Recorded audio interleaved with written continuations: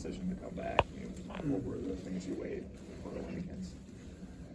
Really, man, it just comes down to my teammates and coaches, the relationships I've built over the past few years. I'm just really excited, and I wasn't ready to leave Clemson yet, so I want to give it one last run, and I'm really excited about next year and the success I believe we can have. Why weren't you ready to leave? Did it have anything to do with missing as many games as you missed, or was it wanting to win more games, you on a better note? What was it? I mean, I think there were several different factors.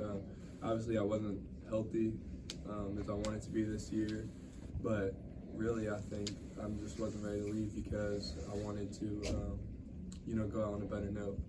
I have a lot of confidence in my teammates and our coaching staff this upcoming year, so I really just want to, give it one last push, give everything I have for one last year, and hopefully have a really successful season.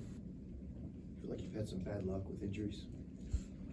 Do you feel like you've had some bad luck? Yeah, unfortunately, the past 2 years, obviously fracturing my face in several different places, and then this year my collarbone. So, man, I really hope I can stay healthy all next year. And what's that look like, an injury-free season for you? What do you think that would feel like? Man, it'd be awesome. I'm really hoping that that's the case next year. PJ, when did you have your surgery? What all sort of went into that operation? I had it about 5 days in the spring break.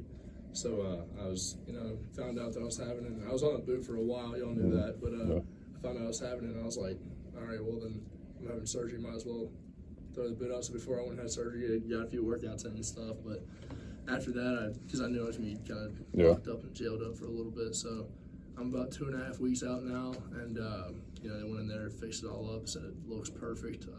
And we got a great guy doing it, so Robert Anderson. So I think that I'm really confident in how I'm feeling. I know you said during the season you didn't rule out the possibility of surgery. So did you have more x-rays or things done on it to let you know you needed the surgery? It was more like what they ended up finding. For a while, we couldn't really figure out if there was a fracture in it or not. And, of course, they ended up going in there and finding one in the fourth metatarsal. So eventually it was kind of like, you got to have it. And so went in there and put a plate and some screws in. And they said it's more common than you think. And so it I'd never have no problem with it. So how difficult was last year trying to fight through that just all year long, never being able to practice the way you would like and get to where you want to be? And maybe we saw some production, but how much behind the scenes were you fighting? I mean, I was obviously fighting pretty hard to make sure I was on the floor, but at the end of the day, you gotta look at your other teammates. I mean, the Hunter's playing with 2 purple ankles and a fractured collarbone still. It's literally still not healed up. You got an x-ray there today. So if I'm out there saying I can't play, then I better look around and make sure everybody else is playing because I need to be out there with them. But, it's kind of your duty to go out there and fight with your brothers. And so at the end of the day, whenever it comes game time, it's not that hard of a decision. What kind of timetable, I guess, are you looking at as far as getting back to action? Full recovery is probably a little over 3 months. Okay. In about 8 weeks, I'll start doing some running, or 8 weeks out of surgery, not 8 weeks from now. But then after that, I'll slowly start progressing, and eventually I'll be, sometime this off season, be back on the floor. When did you start to notice that? Was that something that kind of you could feel in high school even? Well, yeah, I had a small problem with it in high school. It wasn't a big deal. I'd put a boot on for 2 weeks, then I never had another problem with it. And then this past year, around the first couple weeks of the season, the first few games, it was a little sore, but I'm 6'10" with a size 17 shoe, so I was like, my feet are sore.